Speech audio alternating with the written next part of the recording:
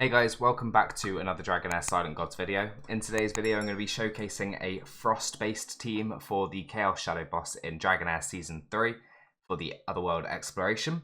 Before I get into that though, I just want to say a huge thank you to Dragonheir Silent Gods for sponsoring this video. If you are interested in playing the game and getting involved, please do click the link in the description or the pinned comment and get involved today. So for the Frost team I'm going to be showcasing, it is against the Radiance boss, which is by far the easiest boss you're going to be facing in the Chaos Shadows and the Continental Challenges in Season 3 on the second month. So as you may have seen, may have heard in my previous videos, I actually tested every single team I have against this boss yesterday, and I was able to get over 22 million with every different damage element combination.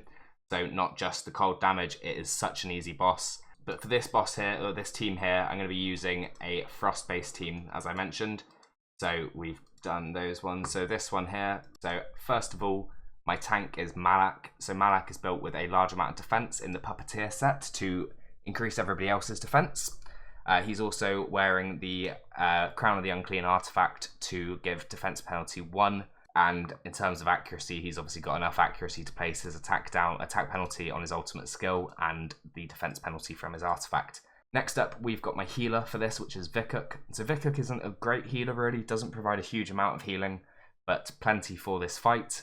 I've got him built in the Ancestral Protection set to reduce the damage everyone's taking, and he's also in the Gatekeeper's Staff artifact just to provide that bit of extra support if he is able to overheal.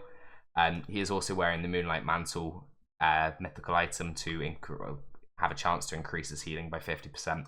Next up then, we've got my enabler for this. So my enabler is Losenia. So I've got Losenia built in a kind of pseudo damage accuracy build.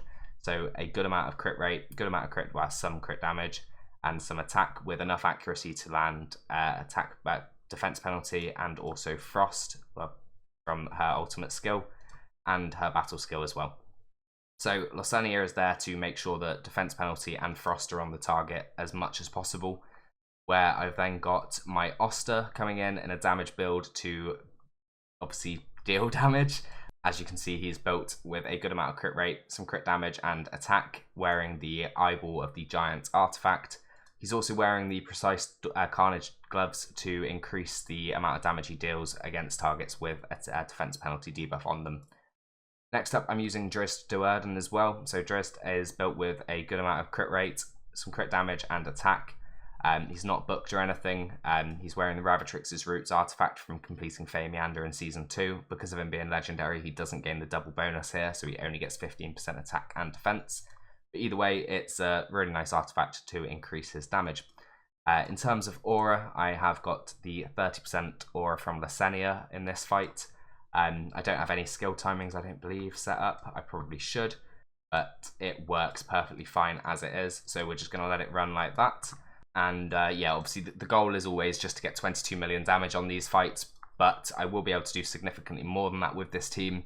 But obviously it shows you that you can kind of swap some of these out for some weaker heroes and still be able to complete the 22 million damage requirement. It's more of a showcase of the kind of base formation and idea behind the team. So I'm going to jump out. I'll be back in at the end of the run and we'll talk about how it went. The sands have run out.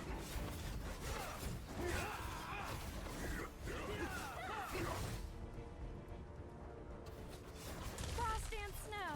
Come on, Guinevere. Let's have some fun. Escape is futile! Feel the pain! The sands have run out.